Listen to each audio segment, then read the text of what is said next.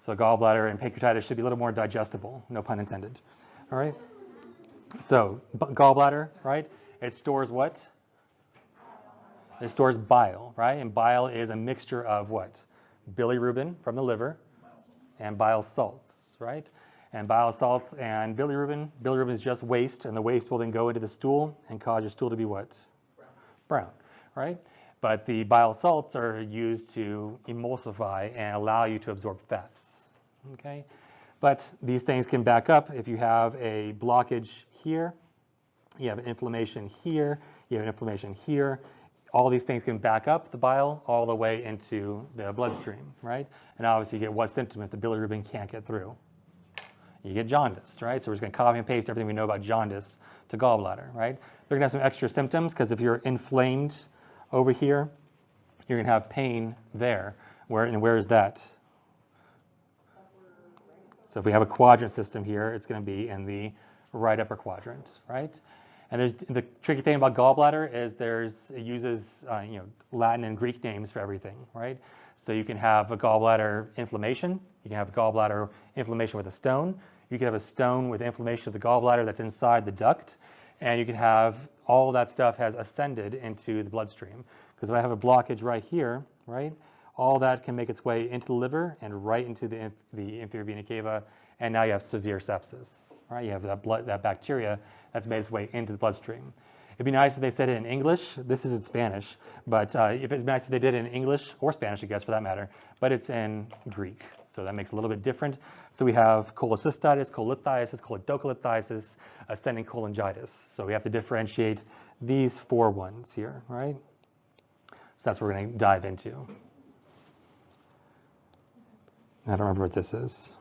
Hey, Gallbladder, there you are. We got a cheeseburger coming in. You got any more bile? Hey, listen here, duo. I know you like the bile, but I got something else I'm making for you. What do you mean? You got something else besides bile? Come over here. Do you like stones? What am I supposed to do with that? You can't even get it to me. It's too big. Don't even worry about that, okay? You're gonna love these. Hey, what are you two doing? Get out of here, liver. This doesn't concern you. I thought I told you no more stones. I ain't doing nothing wrong over here. I gave you that bile. You gave me sludge. All right, so stones have no purpose. There's no physiological reason to have a stone. Stones develop with hyperconcentration. So too much fat, too much different byproducts will make stones. Okay, so as we mentioned, our gallbladder is storing this bile, right? And that can get hyperconcentrated. I'm trying to change colors here. It can get hyperconcentrated, and most commonly it's cholesterol. 80% of the time, it's cholesterol that's building up and building up and building up, and it forms a cholesterol stone. There are other stones out there, but we're not really getting into those. Really, cholesterol is the most primary stone that forms. And these stones can end up in the common bile duct, and that's going to cause more problems, right? Common bile duct is CBD for short, right? Not CBD oil to get high on, but it doesn't get you high, does it? So CBD oil, CBD duct, that's the one that's going to can get inflamed, and you can measure that in ultrasound. You can see how inflamed it is, and that tells you might have a stone there that's blocking the passage of bile. So you see here, you got a stone in the duct, right? And therefore, bile just stays still. And is that bile sterile? No, it has a direct conduit with the duodenum, which is not sterile, right? So bacteria can grow and percolate, and they can cause widespread inflammatory response, right? And especially if the bacteria make their way up and climb up the liver and make their way to the bloodstream, that's cause even a worst case scenario, which we'll talk about. That's ascending cholangitis. So obstructive flow causes inflammation, which is a surge response, a systemic inflammatory response, which causes what symptoms? We have a systemic inflammatory response. It's the SNS symptoms, tachycardia, tachypnea, diaphoresis, and what else? An inflammatory response, which is a fever, right? So fever plus an SNS response, basically. Yeah, they could get some malaise and such, but it's fever plus tachycardia, tachypnea, diaphoresis, etc. Okay? So inflammation is an itis. So you can have gallbladder itis. You can have gallbladder duct itis. Okay? And the liver can get inflamed as well. The gallbladder sitting behind the liver gets super inflamed. It's going to start inflaming the liver a little bit. So you have a rise in enzymes of the liver, which are which enzymes? AST, ALT, right? So gallstones are very common, about 20 million Americans because of our fatty diet, all right? That's one reason.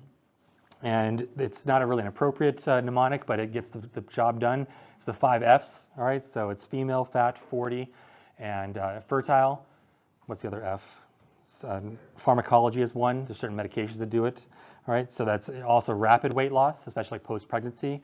Rapid weight loss, or just someone who wants to change their ways and lose a lot of fat, they're at risk for gallstones, okay? It's a high saturated fat diet, right? 80% of our stones are due to cholesterol. Okay, so what's the whole point of bile? Why even make it in the first place? Well, the bile gets released, and the bile salts in there are going to get released and help the absorption of fats. So the fats get absorbed. If we don't absorb fats, we don't have steroids, hormones, we don't have good nutrition. We have all those problems, right? Also, the bile acid gets reabsorbed back in the liver for the next go around. So sometimes our medications, like ezetimibe, for instance, blocks the reabsorption. Therefore, we lower our cholesterol, right? And statins stop the production of cholesterol, and therefore it just gets made. So it gets made. You make more bile salts out of cholesterol.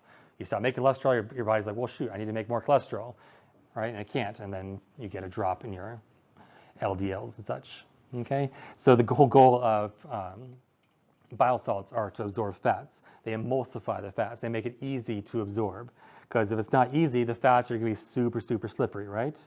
Wasting your time. Forget about it. Go do something else. Yeah. So it's super slippery. It's just going to leak out into the stool. And what's it called when you have fatty stools? Steatorrhea, right? Steatorrhea. All right, so acute Chole something. So it's either inflammation just the gallbladder, of the duct, or it's made its way all the way into the bloodstream. So we have a stone in the gallbladder. A stone is called a lith, right? A lith is a stone, so it's cholelithiasis. This is usually the most tolerable, actually not tolerable, but most benign, not even benign. It's just not as complicated as the other ones, right? You just have a stone in the gallbladder, and it can cause pain for like up to 6 months. So that's not fun, but it usually goes away. You process the stone, and it makes its way down and out, right? The stone comes out, and it causes what's called biliary colic, where you have intense pain that comes and goes, and it's usually associated with meals, right? Because the gallbladder squeezes. When does the gallbladder squeeze? When you have a fatty meal inside the duodenum, right? There's a fatty meal in here. It releases CCK, cholecystokinin, to tell the gallbladder, hey, there's a fatty meal here. We need to absorb fats. So the gallbladder's like, you got it, boss, and it squeezes bile salts in there, emulsifies it, allows your lipase. Where's lipase come from? From the pancreas, which also got squeezed in there because lipase can't do anything, right? It's going to slip and slide. It's not going to be able to absorb and break down those lipids, which we still need a certain amount of lipids, all right? So the next step is cholecystitis. So the chole is inflamed, right? It has an itis to it. So the gallbladder itself is inflamed, right? So since it's inflamed, usually we have a stone that's kind of stuck in the gut, in the gallbladder right there. And that's going to cause a lot more pain than the previous story, right? The previous story was just had stones there, and it kind of got in the way. It was difficult. We could move around it. But here with cholecystitis, we have a stone that's blocking it, so it's going to cause intense pressure. It can even pop, cause a gallbladder rupture, so that's not good. So we have a cholecystitis. It causes intense pain, intense right upper quadrant pain, especially, right? Right upper quadrant, right up there, you got hepatitis, we got cholecystitis, right? And gallbladder issues. And we'll talk about the different, without all that inflammation there, we'll talk about the different symptoms, I think, on the next slide. All right? And then there's such thing as acalculous cholecystitis. We're not going to really get into that. That's just where you have inflammation, but there's no stone present. It's usually due to hypotension in the ICU. But then we have a choledocholithiasis. So choledoko, doko is Greek for duct, right? So chole means it came from the gallbladder. It's a gallbladder duct that is lithed. It means it has a stone in it, and it's itis. So it's inflamed because the duct has a stone in it from the gallbladder, right? So choledocholithiasis. Does that make sense? You follow? All right. So you have a stone where? Right here in the duct, right? It could be anywhere along the duct. As long as it made it out of the gallbladder, it's technically choledocholithiasis. But if it makes its way past the pancreas, then we're at high risk of the pancreas getting inflamed, which is pancreatitis. So we have a high risk of pancreatitis with choledocholithiasis. And then that common bile duct will get inflamed and grow. Usually greater than 7 millimeters is diagnostic on ultrasound. But after that, that stone's not getting dislodged. It's just getting backing up and backing up and backing up. All of that can back up where? Into the liver, right? And that's when it can then, all that bile, which is not sterile, has infectious material in it, can then make its way into the bloodstream. And now we start getting severe symptoms. You get hypotension because you have a huge systemic inflammatory response, right? You start getting confused, and it's a really bad situation. Okay, so it's the most serious complication. All right, so you got acute cholecystitis, colic, cholestasis, which we're not really getting into, but ascending cholangitis is a serious complication. Does that make sense as far as the naming conventions? So you see how big this stone looks, right? This looks like dog food Purina dog chow over here. Guys, watch this. I found this 5-centimeter of gallstone in a lady who came to the emergency room. She has nothing to do with weight loss surgery, and we found she was miserable, hurting. As soon as we started the surgery, we found very large stone, and this is it. Look at the size of this, guys. It's humongous. 5 centimeters. It's a big deal. All right, so symptoms of chole.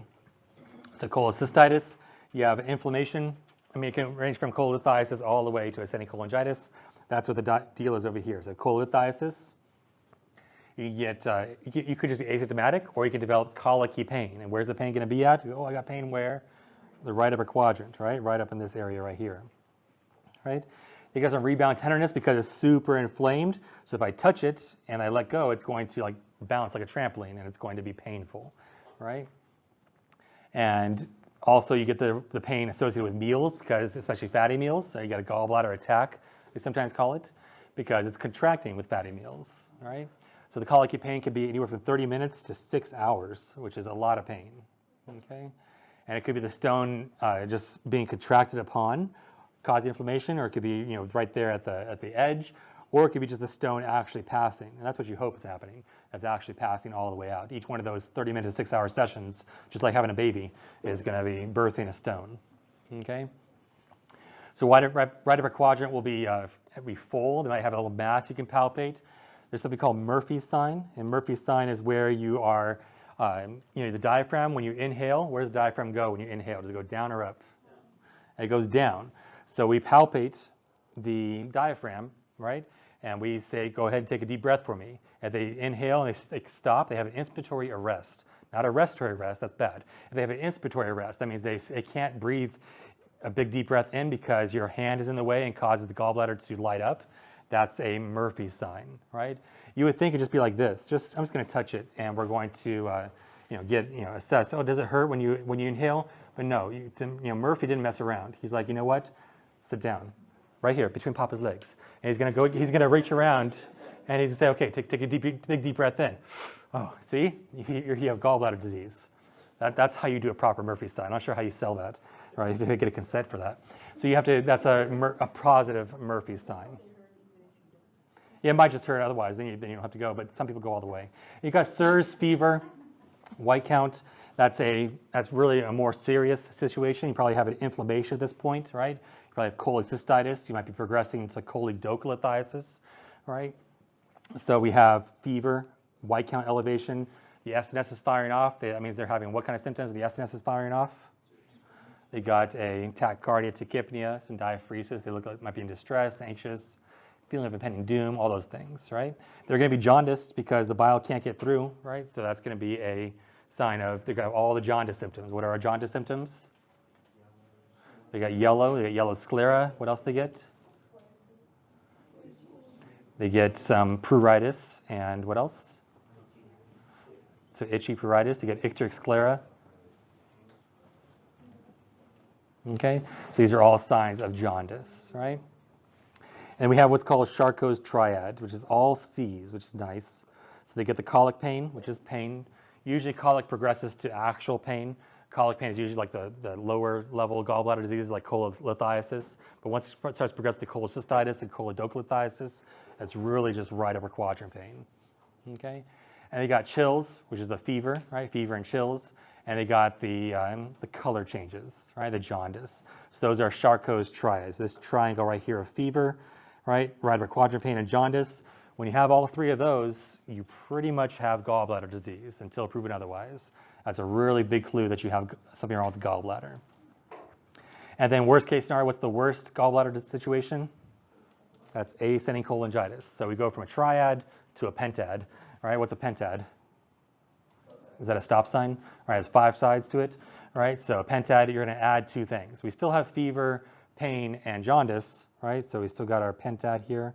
Is that 5? That's 1, 2, 3. That's not a pentad again. That's why I never actually took geometry. Anyways, you have a pentad, you have 5-sided shape, right? And then you have the fever, jaundice, and what's the third one? Pain, right? Right upper quadrant pain specifically. And then we add on 2 more, and that's going to be altered and low blood pressure. That's a sign that you have ascending cholangitis, which is a medical emergency. You need to get someone there right now to evaluate that. Okay, and of course, if you don't treat this, you could get a gangrene gallbladder or a gallbladder perforation, which is a 1 in 5 chance, which is not great, of your gallbladder just perforating on the spot and popping open. So it requires intervention. All right, so cholecystitis, what are some labs we can do? So we can do an ultrasound. I usually think a CT scan would be better than ultrasound, but ultrasound actually has better visualization of the gallbladder. So usually everybody gets a gallbladder ultrasound if they have what symptoms? You got right upper quadrant pain. What else? Fever, jaundice, and if they have the pentad, what are the other 2 symptoms that are life-threatening? You got altered and low blood pressure, then that's going to be a worse situation, right? And they do an abdominal ultrasound, and they're going to see the CBD, right, is going to be greater than 7 millimeters. That's a sign that the common bile duct is inflamed and big because there's a huge stone there, right? So we can do a HIDA scan, which is a nuclear med scan where they give a tagged bile, basically, and it goes through the biliary tree, and they're able to see it going through. If it goes all the way through, congratulations, you have no blockage, right? But it literally looks that fuzzy. It's like a magic eye. You got to cross your eyes and get close and pull it away, and you can interpret a p-HIDA scan. But it's it's 60 minutes study as well. They have to be able to go down there and come back. They use morphine, and morphine squeezes the sphincter of Oddi. Where's your sphincter of Oddi at? It's right there. It's right. That's the entrance point to the duodenum. So it squeezes that. They also give CCK to squeeze the gallbladder so they can see the contrast or the tagged bile move through the biliary tree, right? So what came from this is people thought, oh, I can't give morphine to my patient. It's going to cause their gallbladder symptoms to get worse. That's completely false. It's been disproven for like 25 years. So what else? So ERCP, right? So when impress your friends who are not nursing students, so you can say ERCP, right? So an endoscopic retrograde cholangiopancreatography is to do exactly that. By endoscope, you're going to look at the gallbladder, right? You're going to look at the pancreas, and you're going to graph it. You're going to be able to assess it, right?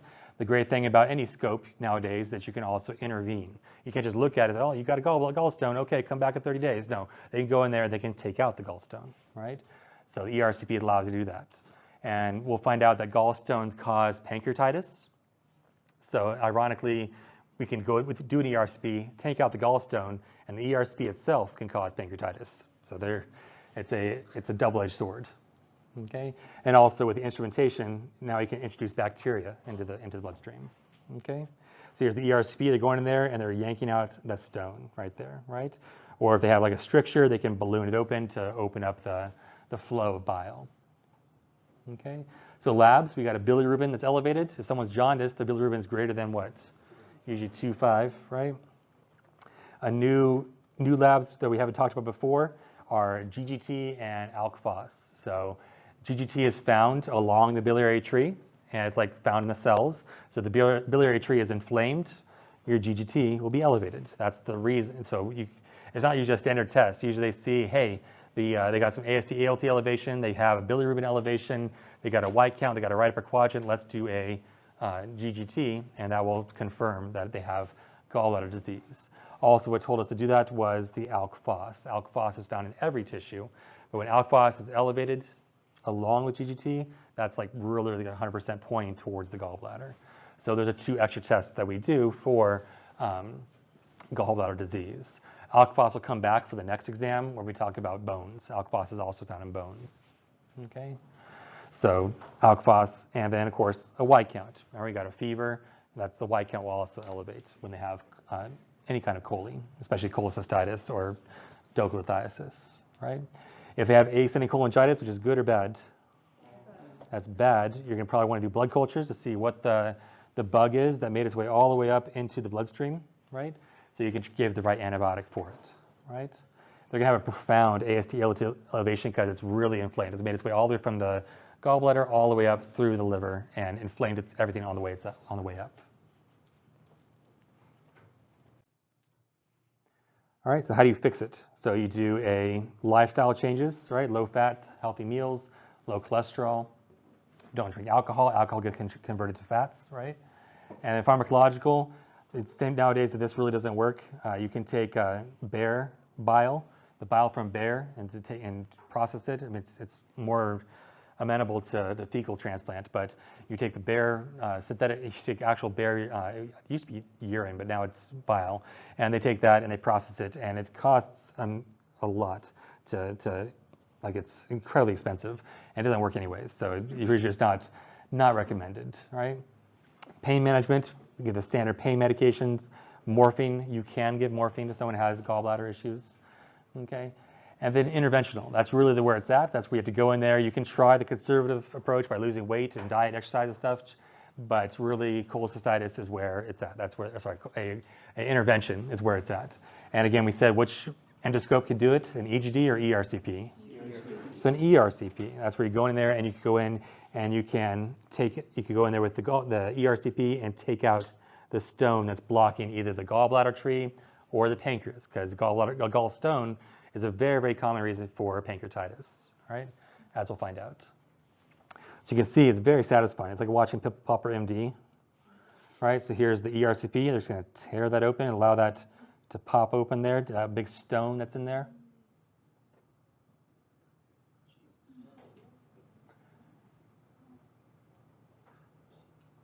If I had an eyeball on it, I would freak out. I'm done. It's nice and juicy cholesterol stone. And look at that, all that juice falling out, all right? And then, not only stones can make their way into the biliary tree, but also if you go to fresh water and you swallow the fresh water, you can get a friend with multiple other friends. They're called liver flukes, and they can live inside your liver, but also your biliary tree. They're alive. That's their house. That's their house.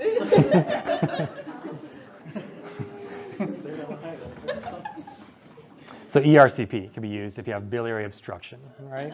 So CCY is a cholecystectomy. It's very common. It's the most common surgery we ever do.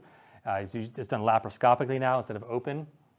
And they go in there and they just yoink out the gallbladder, right? So they go in laparoscopically, cinch it off, suture it together, and take out the gallbladder via laparoscope, right? They'll have 3 incisions. They got to monitor those incisions, just like we discussed with the LNF, the laparoscopic Nissan fundoplication. It's the same laparoscopic teaching, right?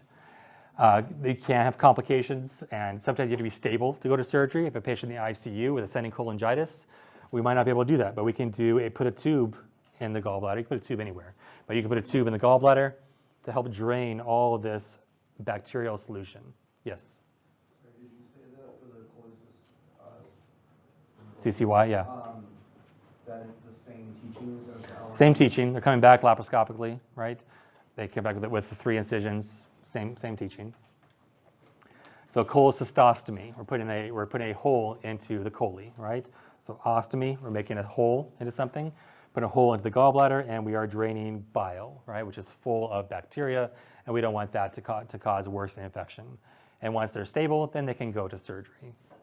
Okay, so it's when something's blocking a stone. It's usually an ICU patient that can't go to surgery. Okay, same place for like 2 weeks, right? You shouldn't have a lot of output. You should be less than 500 in 24 hours. All right, so what else on here? So that's your cholelithiasis, cholecystitis, choledocholithiasis, and ascending cholangitis. Guys, watch this. All right, huge gallstone. All right, complications, then we'll take a break. All right, so complications, it can perforate. The gallbladder's rupture, remember we said that was a 1 in 5 chance, 20% chance. Right, you can get gangrene, and just that's going to cause a severe infection. And you can get gallstone pancreatitis. That's our segue to the next section with gallstone pancreatitis. The gallstone can make its way all the way down and not just cause liver problems and pain, it can also make its way down to here, right, and cause the pancreas to freak out and get itis E, right? So yeah, so that's gallstone pancreatitis is a huge complication as well. It's very serious, okay? So you can see all this stone that's blocking the gallbladder tree makes its way all the way up, makes it all the way up the biliary tree right here into the liver, and now we're in the inferior vena cava. It's a very short route, right? So it's important that we recognize it early and we intervene if we need to, okay? So ascending cholangitis is the most serious complication of a gallstone, okay? So what else? So what you add to your triad, you add 2 more symptoms. So we have fever, right? We have jaundice. We have right upper quadrant pain. We're adding on what? Got a shock state or low blood pressure. And we have someone that is confused or ALOC. Okay, so that's ascending cholangitis and leads to septic shock.